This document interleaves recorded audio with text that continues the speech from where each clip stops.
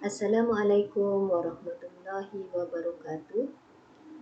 Ini merupakan pelajaran Tauhid tahun 6. Kita akan belajar pelajaran Tauhid untuk kali ini di dalam buku teks muka surat 8 hingga 11. Kita akan pelajari hari ini berkaitan dengan perkara-perkara sam'iyat. Perkara sam'iyat ada macam-macam. Yang sebelum ni kita belajar berkaitan dengan pahala, dosa, apa lagi? Alam kubur. Jadi hari ini kita akan belajar berkaitan dengan jin. Apa dia jin?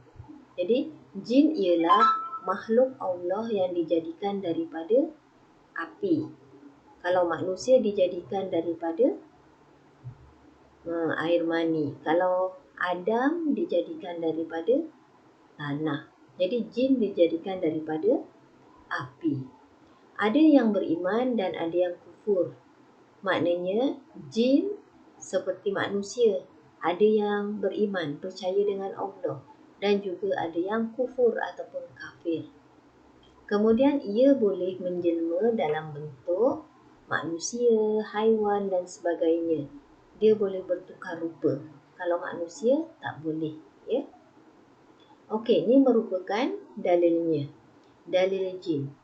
Wa khalaqal janna min marijin minan nar. Dan ia telah menciptakan jin daripada lidah api yang menjulang-julang.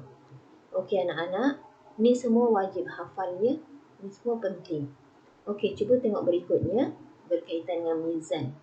Mizan ialah alat untuk menimbang amalan yang dilakukan manusia ataupun jin ketika di dunia. Pada kebiasaannya, alat untuk menimbang barang ianya terdiri daripada penimbang. Tetapi esok di akhirat dinamakan mizan. Mizan Allah jadikan tujuannya untuk menimbang amalan ataupun amalan perbuatan yang dilakukan oleh manusia ataupun jin ketika di dunia ini. Mereka yang berat timbangan kebaikannya melebihi timbangan keburukannya, maka Allah memasukkannya ke dalam syurga. Semua orang nak masuk syurga. Jadi kalau nak masuk syurga, nak kena buat semua apa yang Allah suruh, tinggalkan segala yang Allah larang.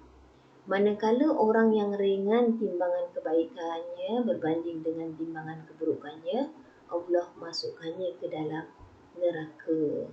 Tidak ada sesiapa pun nak masuk neraka. Jadi buatlah perkara yang baik sahaja ketika di dunia ini. Okey, cuba tengok firman Allah. Cuba baca sama-sama. Wa amma man saqulat mawazinuhu fahuwa fi 'ishatin radiyah wa amma man khaffat mawazinuhu fa ummuhu hawiyah.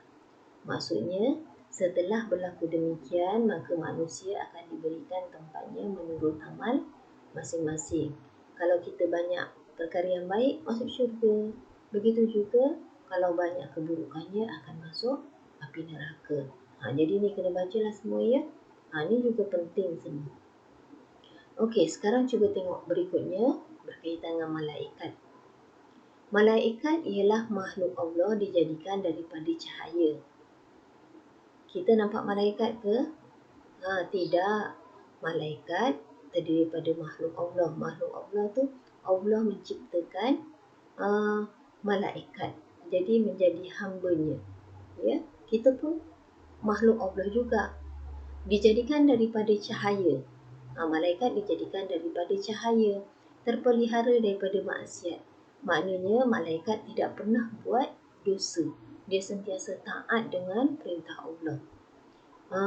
Mereka merupakan hamba Allah yang mulia. Di sisi Allah, malaikat ni merupakan hamba Allah yang baik sangat sebab sentiasa taat. Tak pernah membantah apa yang Allah suruh. Dia sentiasa buat apa yang Allah suruh. Tidak sesekali menderhaka kepadanya Allah. Malaikat tidak menderhaka kepada Allah, sentiasa mengerjakan apa yang diperintahkan kepadanya. Mereka boleh menyerupai pelbagai bentuk dengan izin Allah. Malaikat boleh menyerupai apa-apa yang dia nak dengan keizinan Allah. Adakah manusia boleh? Tidak, manusia tidak boleh berubah-ubah, ya. Okey, cuba tengok. Baca sama-sama. Alhamdulillahi fatiris samawati wal ardi ja'ilil malaikati rusulan awli ajnihatin masna wa sulasa wa ruba'. Segala puji bagi Allah yang menciptakan langit dan bumi, yang menjadikan malaikat utusan-utusan yang bersayap 2, 3 dan 4. Jadi maknanya malaikat mempunyai sayap, ya. Ini merupakan dalilnya. Dalil ni artinya. Ini merupakan arti malaikat. Juga wajib hafal semua. Okey, cuba tengok. Antara nama-nama malaikat dan tugasnya.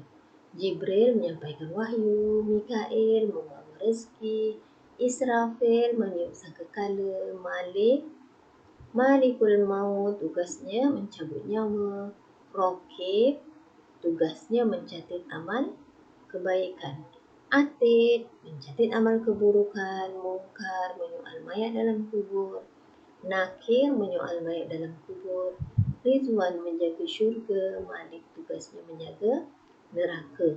Jadi ni semua kamu dah belajar semasa darjah berapa? 2 ke 3? Dah pernah belajar kan? Jadi wajib hafal semua. Okey, cuba tengok berikutnya. Nama malaikat yang mencabut nyawa ialah Malakul Maut. Kemudian nama Israel merupakan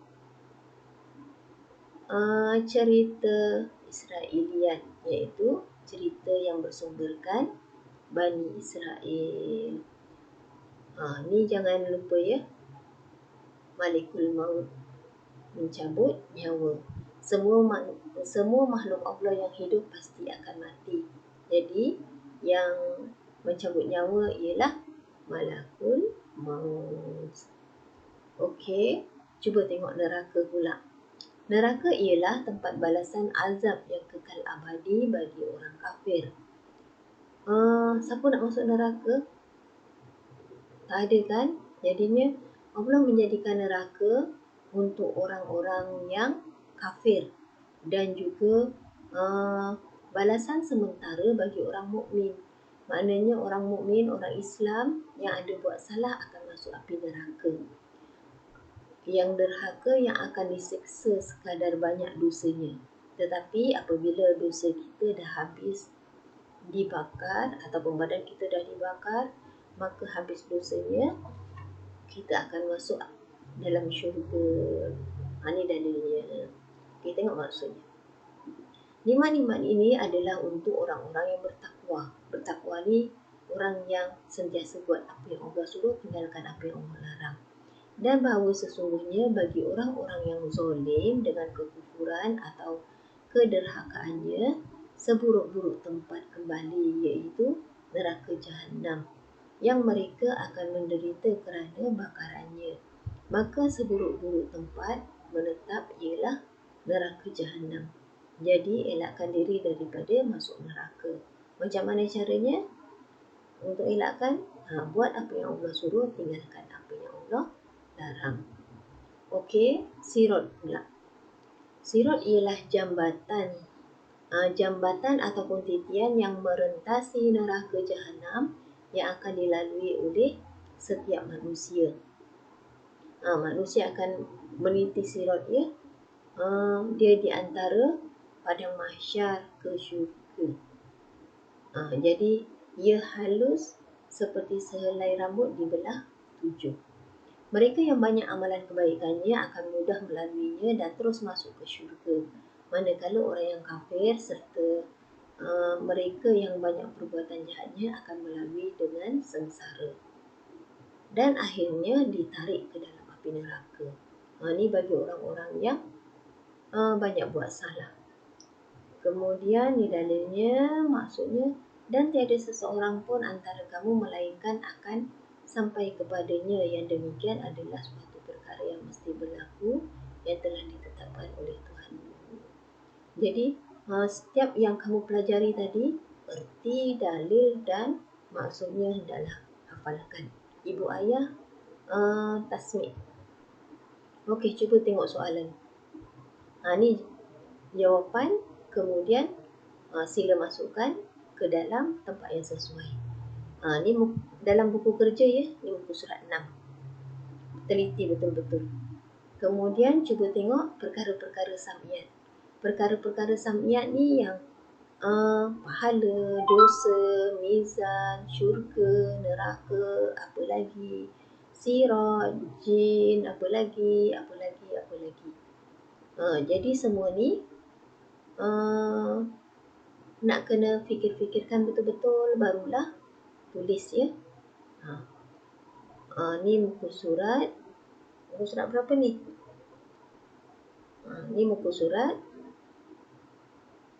Yang buat latihan, satu muka surat 9, satu muka surat 6.